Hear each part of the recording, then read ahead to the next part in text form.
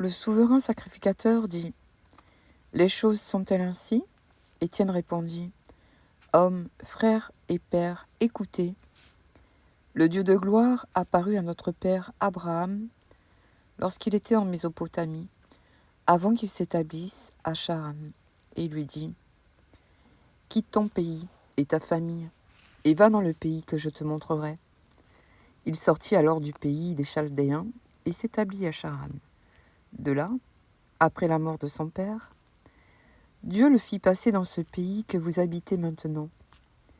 Il ne lui donna aucune propriété dans ce pays, pas même de quoi poser le pied, mais il promit de lui en donner la possession, ainsi qu'à sa postérité après lui, quoiqu'il n'ait point d'enfant. Dieu parla ainsi : sa postérité séjournera dans un pays étranger, on la réduira à la servitude, et on la maltraitera pendant 400 ans. Mais la nation à laquelle ils auront été asservis, c'est moi qui la jugerai, dit Dieu. Après cela, ils sortiront, et ils me serviront dans ce lieu-ci.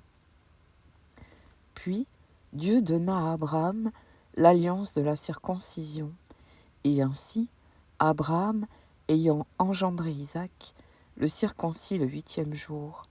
Isaac engendra et circoncis Jacob, et Jacob les 12 patriarches. Les patriarches, jaloux de Joseph, le vendirent pour être emmené en Égypte. Mais Dieu fut avec lui et le délivra de toutes ses tribulations. Il lui donna de la sagesse et lui fit trouver grâce devant Pharaon, roi d'Égypte, qu'il établit gouverneur d'Égypte et de toute sa maison. Il survint une famine dans tout le pays d'Égypte et dans celui de Canaan. La détresse était grande, et nos pères ne trouvaient pas de quoi se nourrir. Jacob apprit qu'il y avait du blé en Égypte, et il y envoya nos pères une première fois. Et la seconde fois, Joseph fut reconnu par ses frères, et Pharaon sut de quelle famille il était. Puis Joseph envoya chercher son père Jacob et toute sa famille, composée de 75 personnes. Jacob descendit en Égypte, où il mourut, ainsi que nos pères.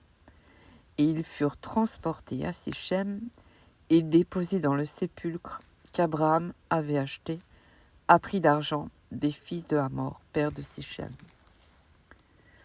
Le temps approchait où devait s'accomplir la promesse de Dieu que Dieu avait faite à Abraham, et le peuple s'accrut et se multiplia en Égypte, jusqu'à ce que parut un autre roi qui n'avait pas connu Joseph. Ce roi, usant d'artifices contre notre race, maltraita nos pères, au point de leur faire exposer leurs enfants pour qu'ils ne vivent pas.